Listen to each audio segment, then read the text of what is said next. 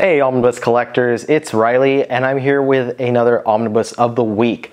So this one's one that I'm really excited about. We're going to be talking about Alias, the Marvel Max series that Brian Michael Bendis and Michael Gaydos did back from sometime in 2001 to sometime in 2004. The series ran for 28 issues, following a new character that Bendis had created, kind of retroactively putting her in as a member of the Avengers in the past, named Jessica Jones. You know, let's take a look at it. That's the cover of the Omnibus. I already pulled off the dust jacket. The cover images are all by the artist David Mack. David Mack worked with Bendis on Daredevil, and he's done a lot of series on his own, but he does do the covers for this, and he does really beautiful work on these, and you see that on the back cover of the dust jacket as well. On the side, it's a Max Omnibus, not just a Marvel Omnibus. You get credits for Bendis and Gaydos, and then on the back, meet Jessica Jones, and it says that it collects issues 1 through 28, and what if Jessica Jones had joined the Avengers? So that's the contents of the book, basically. The book itself, just taking a quick look before talking about it, the cover, and this is the new printing, this is not the original printing. We get the Alias logo on the front. On the side, on the back, we get an image by Michael Gaydos of Jessica Jones. Binding is good. I've already read this one, so it's already relaxed. So there's no, you know, the pages open very well, no gutter loss, they don't flip and, you know, close on you when you're trying to read. It's very good binding, as always with Marvel stuff. And as this is the new edition, it does have not the faux leather, but the, you know, very plain looking covers that they use now, and it does have thinner pages, so the original one would be a bit thicker. Open it up, and front page, Alias. Then you get the credits page, which is obviously going to show that Brian Michael Bendis is the writer, Michael Gaydos is the artist, and we also get some art from other artists, Bill Sienkiewicz, David Mack, Mark Bagley, Roddy Ramos, and others throughout the series, but mostly the majority of the series is just going to be Michael Gaydos, so that's why he is the first credited author. And then there is an introduction here written by Alan Heinberg from 2006. So an introduction page right there. And let's skip back to the back and check out the bonus materials after the series, or the book finishes. We get Bendis's original pitch. His pitch was just for a Marvel Comics crime series. So we see that original pitch right there and what he did, and then we have some behind the scenes stuff with sketches from Gaydos and scripts from Bendis. And there's some script outtakes in there as well for a few pages. Colorless pages with the artwork from, artwork from Gaydos, but we also get a sketchbook, character sketches. That's Gaydos's early sketches of Jessica Jones, some more sketches of her. There's an interview with Brian Bendis, sketchbook by David Mack showing off the covers that he did. So there's a lot of, the sketchbook material actually goes for a while. There's more than just the covers. He actually did some interior work for some of the issues. And then there's an Jeff Loeb introduction from the Volume 1 hardcover. A lot of back matter in there, so a lot of really cool stuff. A lot of cool stuff for if you enjoy the series, if you enjoy reading it, then you get to go back and you get to see Bendis talking about it, different writers talking about it. You get to see how he kind of processed the script on the series, and the way that Gaydos and Mack did the art for what the stuff, the characters, how they designed them, Mack and his covers and stuff like that. So it's really a lot of really nice back matter for this volume. So what is the story? First of all, I want to note that this is a mature series. As with all Marvel Max titles, Alias is meant for 18 and up. There's a lot of cursing, there's sex, there's drug reference, stuff like that in there. So it's something that I would not recommend letting your children or your young cousins or whatever read. It's something that, I know that if I had a kid, I'd save it for him to read until he was 18 or something around there, because it is pretty mature, very R-rated, I guess you'd say. There's definitely sexual material in there, and it's not, they don't hold back at all. That said, the story is basically you get Jessica Jones. She used to be an Avenger, but now she's a private investigator. She quit being an Avenger after a traumatic incident happened, and I'm not going to spoil that because it's a major plot line that goes throughout the series.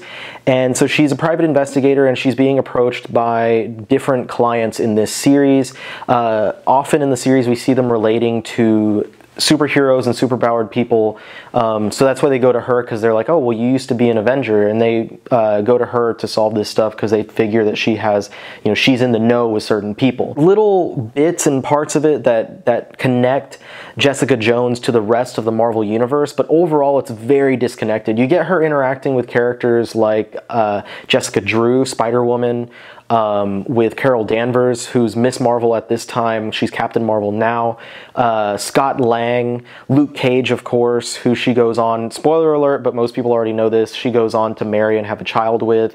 So you see her interacting with the characters, but this is something that I would say, if you're not a reader of the, you know, mainstream Marvel comics, you could totally read this with no issue, and you'd completely understand what's going on. It does get a little bit more into the superhero, supervillain stuff towards the end of the series, but it's still detached enough from the main Marvel universe that I think it's fine for anyone to really read it. And the story is just fantastic. It's one that, as soon as I opened up the book, I was so drawn into it, I did not want to stop reading it, and I got through it within, you know, a couple days, and I would have gone through it in one sitting, but I just have so much that was on my plate. But it's just a fantastic story, and it really draws you in. I think that's a lot to do with Bendis's writing. The way that Bendis writes, if you're familiar with him, there's a lot of dialogue that, you know, is very natural seeming, very well flowing.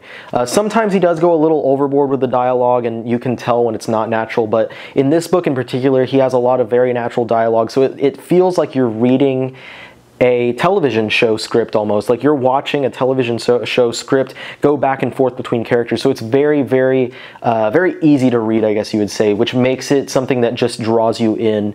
If you're someone who can only sit down and read a couple issues of something at a time, because, you know, you have to take breaks and stuff, I feel like this is something that would really draw you in. You'd find yourself being able to sit down and read much larger chunks of this book than usual.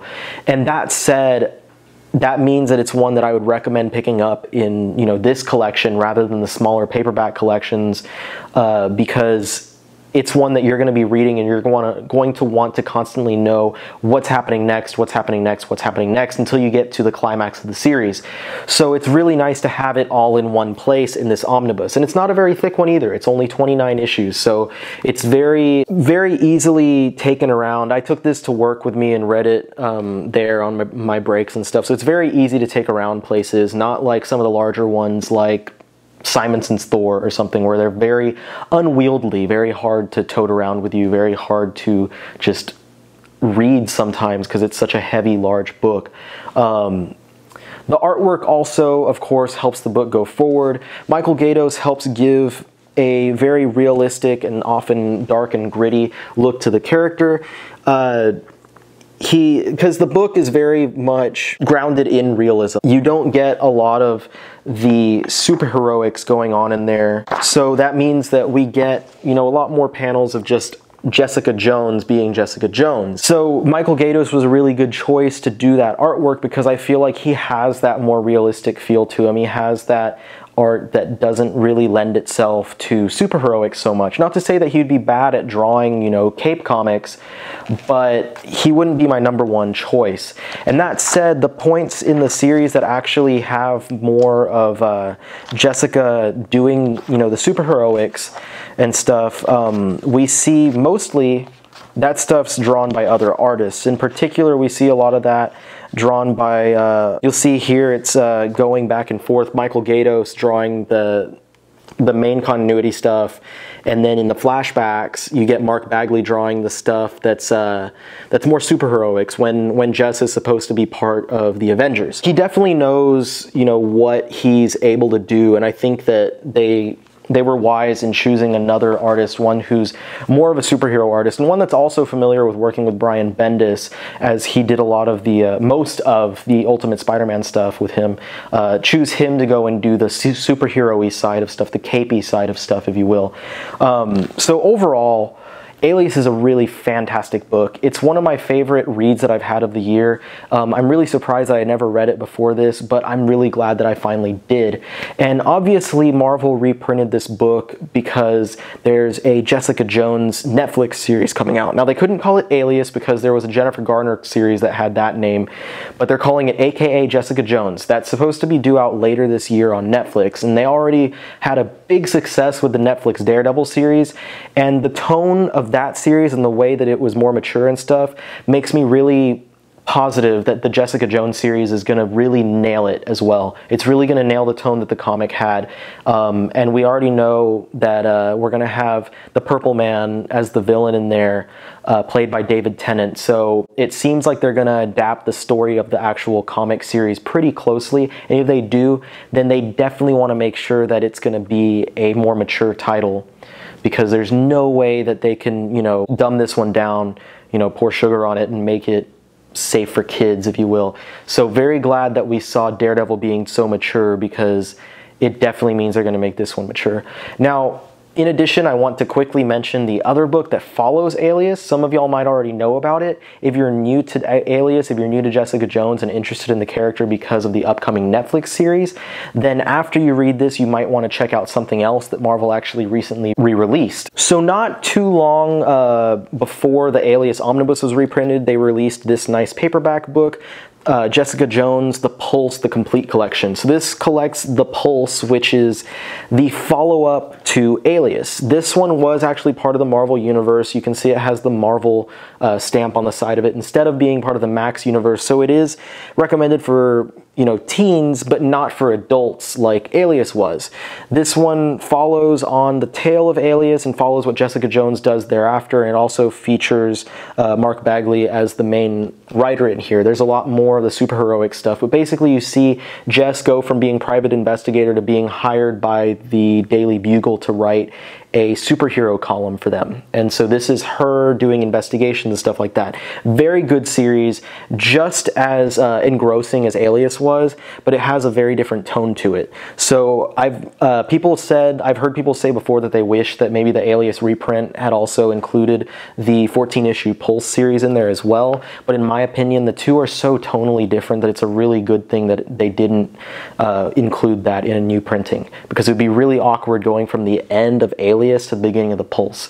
But anyway, it's a really great follow-up series that Brian Bendis did, so if you enjoy Jessica Jones as a character, this is the place where you'd want to see what she's up to, and this kind of coincides with what was happening in Bendis's New Avengers series as well, where you see her and her relationship with Luke Cage kind of coming together and stuff. So anyway, both books very highly recommended from me. That's why, of course, I'm using them for my Omnibus of the Week. And of course, I'm hoping that the Netflix series winds up being really great, and when it's getting closer to coming out, I hope you guys have already picked this up by then, so you guys can be ready for the Netflix series, because the best part is to be ready for those things when they're coming out. Be sure to check down below. I've got links to the books, so if you're interested in them, you can make sure to pick them up while they're available. Make sure to move fast on Alias though, because as the series approaches, I'm sure that it's going to go back out of print. And Marvel's already announced some new paperback editions, so even though the Omnibus, which I'm highly recommending to you, might go out of print, you can still grab it in paperback, but grab the Omnibus while you can, and make sure to grab the Pulse too if you enjoy it. Links, like I said, will be down below. So that wraps up the Omnibus of the Week, but before I go, I want to mention that, you know, big news, my wife and I just purchased our domain, so now no more pesky .tumblr at the middle of my at the middle of my website. So now, if you want to visit my website, just go to www.theomnibuscollector.com. Easy as that.